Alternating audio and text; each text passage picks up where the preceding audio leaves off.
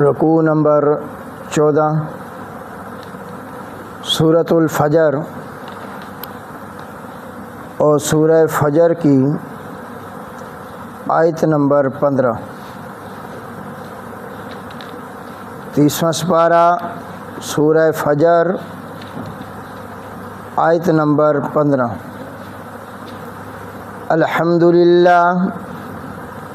الحمدللہ وکفی والصلاۃ والسلام علی من لا نبی بعدہ اما بعد فاعوذ باللہ من الشیطان الرجیم بسم اللہ الرحمن الرحیم فاما الانسان اذا ما ابتلاه ربه فأكرمه ونعمه فيقول ربي أكرمن وأما إذا ما ابتلاه فقدر عليه رزقه فيقول ربي أهانن كلا بل لا تكرمون اليتيم ولا تحاضون على طعام المسكين وتأكلون التراث أكلا لما وتحبون المال حبا جمعا۔ ترجمہ جی، فَأَمَّا الْإِنسان پس بہرحال انسان جو ناشکرا ہے، اِذَا مَا ابْتَلَاهُ رَبُّهُ جب آزماتا ہے اس کو اس کا رب،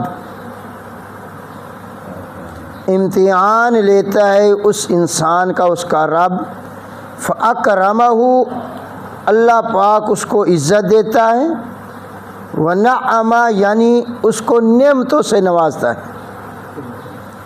فَيَقُولُ رَبِّي أَكْرَمَنِ تو کہتا ہے یہ انسان کہ میرے رب نے میری عزت کی ہے، اکرام کیا میرے رب نے میرا، میں اسی کے لائق تھا۔ وَأَمَّا إِذَا مَا ابْتَلَاهُ اور بہرحال جب آزماتا ہے، امتحان لیتا ہے اس انسان کا، نعمت لے کے، مال میں گھاٹا دے کے، روزی تنگ کر کے، فقدر علیہ رزقہ پس تنگ کر دیتا ہے اس کے اوپر اس کا رزق، یعنی اندازے کے ساتھ دیتا ہے۔ فیقول ربی اہانن پس اس وقت یہ انسان کہتا ہے کہ میرے رب نے مجھے ذلیل کر دیا، رسوا کر دیا۔ کلا ہرگز نہیں، بلکہ اصل وجہ یہ ہے کہ بل لا تکریمون الیتیم نہیں عزت کرتے تھے تم یتیموں کی، ولا تحاضون علی طعام المسکین اور نہیں ترغیب دیتے تھے تم دوسروں کو مسکین کے کھانے پر، مساکین کے کھانے پر، وَتَأْكُلُونَ التُّرَاثَ أَكْلًا لَمًّا اور کھا جاتے ہو تم مردوں کا مال سارے کا سارا سمیٹ کر، ہڑپ کر جاتے ہو۔ وَتُحِبُّونَ الْمَالَ حُبًّا جَمًّا اور محبت کرتے ہو تم مال سے جی بھر کر، بہت زیادہ تم مال دنیا کے مال سے محبت کر رہے ہو۔ دوبارہ سماعت فرمائیں جی۔ اللہ رب العزت سورہ فجر کی آیت نمبر 15 سے لے کر آیت نمبر 20 تک ان آیات میں ایک تو ناشکر انسان کی صفات کا اللہ ذکر فرما رہے ہیں کہ جب میں انہیں نعمت دیتا ہوں، مال میں خوشحالی دیتا ہوں، رزق میں فراوانی دیتا ہوں، تو اس وقت وہ کہتا ہے میرے رب نے میرا اعزاز کیا، میری عزت کی ہے، میرا اکرام کیا، میں اسی کے لائق تھا۔ میری محنت تھی، اللہ نے پھال دینا تھا، لیکن جب اسی انسان کو اللہ پاک آزماتا ہے روزی تنگ کر کے، تجارت میں گھاٹا دے کے، تو اس وقت یہ کہتا ہے ربی اہانن، اللہ نے مجھے ذلیل کر دیا ہے، اللہ نے مجھے رسوا کر دیا۔ اللہ پاک فرماتے ہیں یہ معاملہ تیرے ساتھ ہوا کیوں ہے، تیرے رزق میں تنگی آئی کیوں ہے؟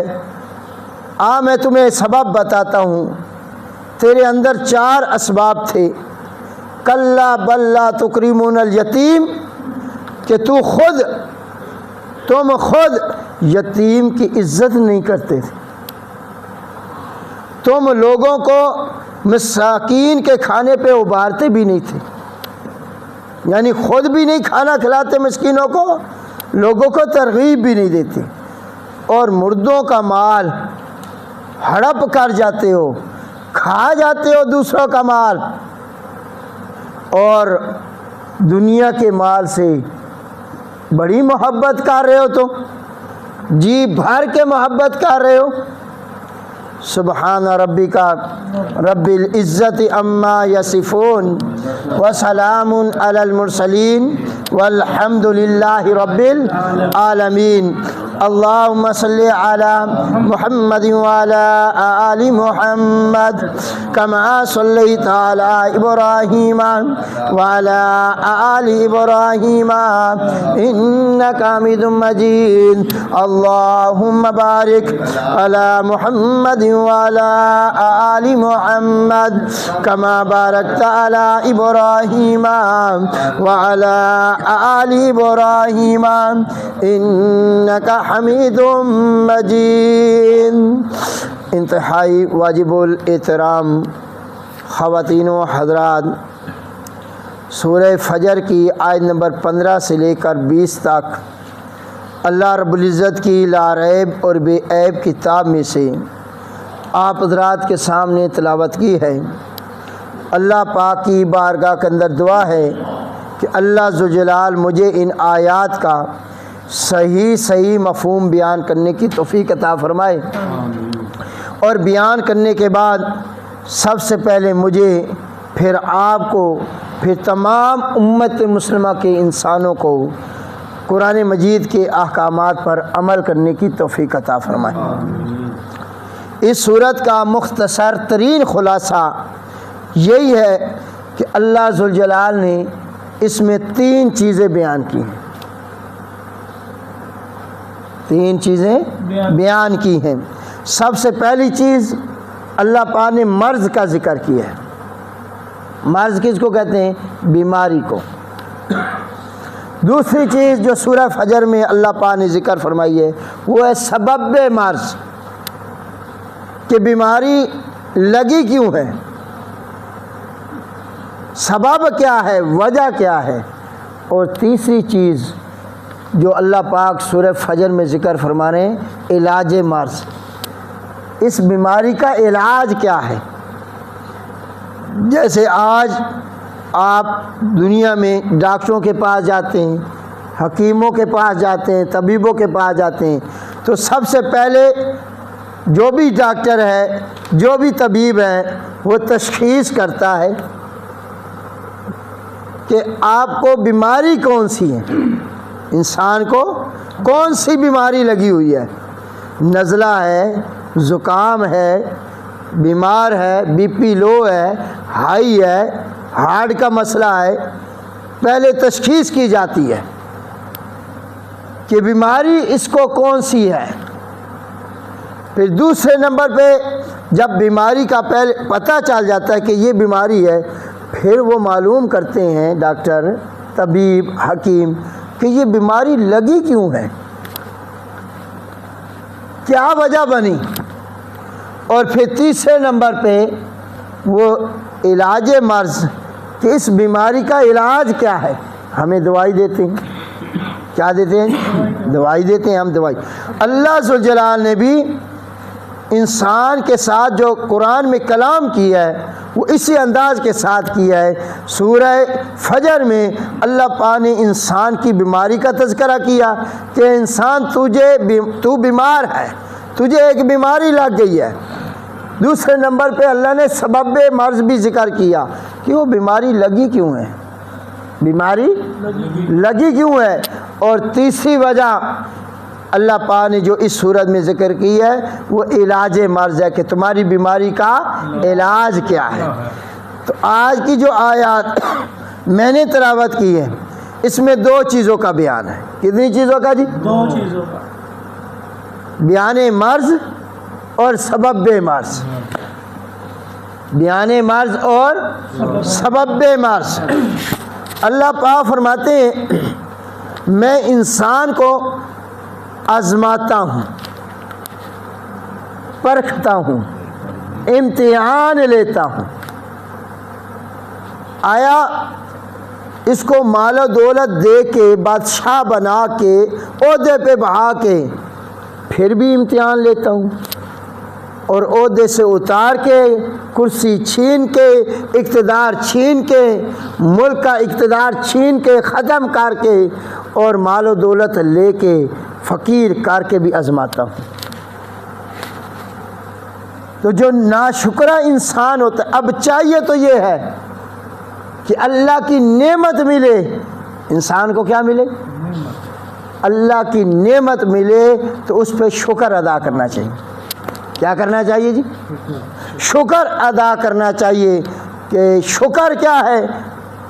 اللہ کی تعظیم کر, اللہ کی عبادت کر, اللہ کے گیت گا, اللہ کی تعریف کر. تو یہ جب انسان کے اوپر اللہ پاک نعمتیں کرے, رزق اس کا فراخ ہو جائے, مال و دولت آ جائے, تو اس وقت اس انسان کو چاہیے کہ شکر ادا کرے. تو کس ذات کا؟ اور اللہ پاک فرماتے ہیں ان شکرتم لازیدنکم.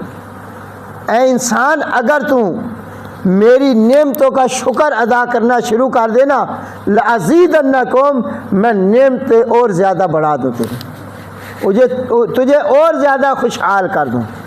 اور اگر تیرے مال میں کمی آ جائے, تیرے رزق میں کمی آ جائے, تیری تجارت میں گھاٹا آ جائے, تو اللہ پاک فرماتے ہیں تو صبر کر.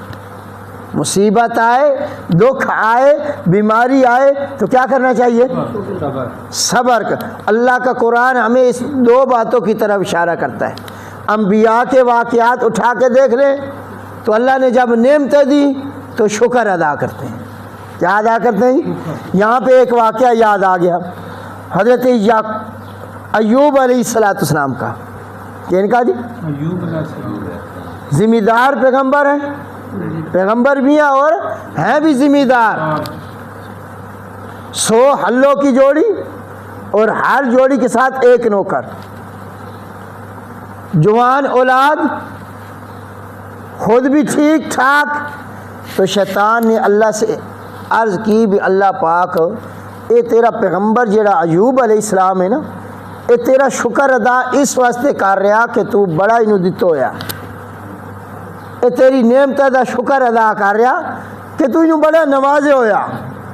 ظاہری بات ہے پیغمبر بنایا آپ نے, دوسرے نمبر پہ مالدار بھی بنا دیا, ذمہ دار ہیں, یہ بیٹے بھی دے دیے, نوکر بھی دے دیے, مال ڈنگر بھی دے دیتا, زمینہ بھی دے دیتی. تو تاں واسطے اللہ پاک اے تیرا شکر ادا کر رہا ہے. سواد تتا ہے نا اللہ پاک, اس کو مال لے کے بیک, اس کو ہر شے لے کے بیک. تو اللہ ذوالجلال 100 ہلاں دی جوڑیاں بھی لے لئیاں, پتر گھر بیٹھے, چھت گری, پتر بھی اللہ نو پیارے ہو گئے.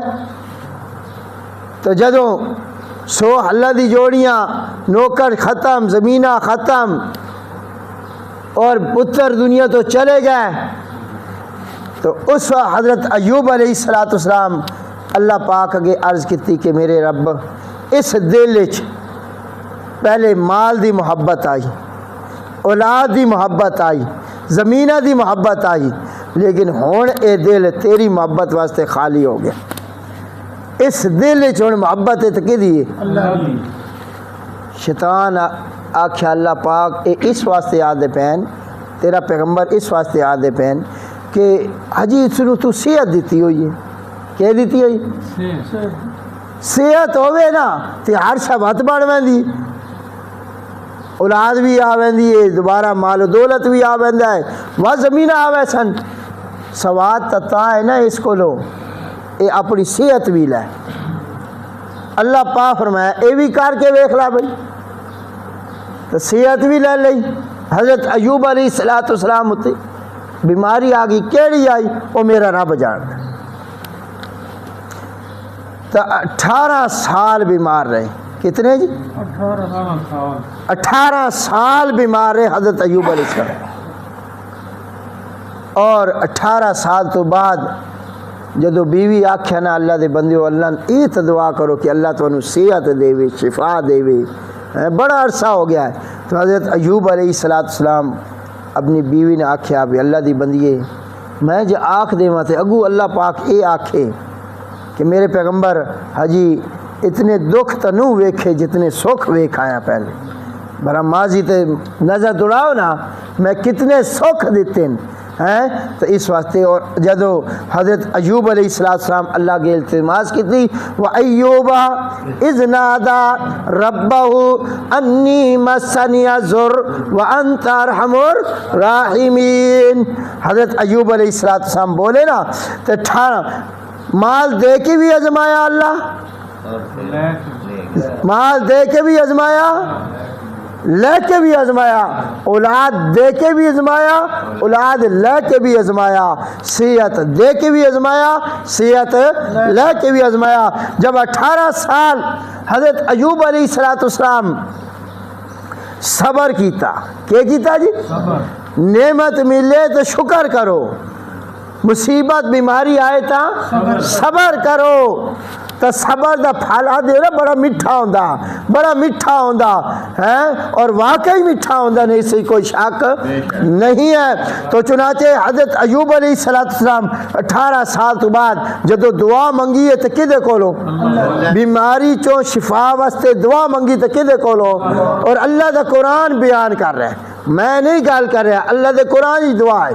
وَأَيُّوبَ إِذْ نَادَى رَبَّهُ أَنِّي مَسَّنِيَ الضُّرُّ وَأَنْتَ أَرْحَمُ الراحمین۔ اور اللہ پاک فرمایا ایوب علیہ السلام نو اے جتھے تواڈے پیر ہیں پاؤں مبارک ہیں، اے ایڑی تھوڑی جی اس نو حرکت دیو، تھوڑی جی اس نو کہہ دے دیو حرکت دیونا، تواڈا کام ہے پیر نو تے تواڈے پیریں چو چشمہ جاری کر دینا، میں رب العالمین دا کام۔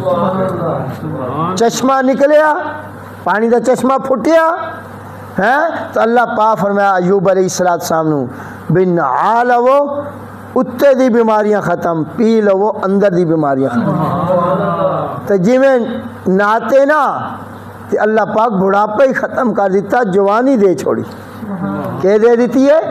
اور اللہ پاک فرمایا جاؤ اپنے پتران دی قبریں تے لگے ونجو، ایک ایک نو آواز مار میں سارے زندہ بھی کر دے سا، اور اتنی اولاد میں اور بھی دے سا۔ صبر دا پھل مل لیا یا کون؟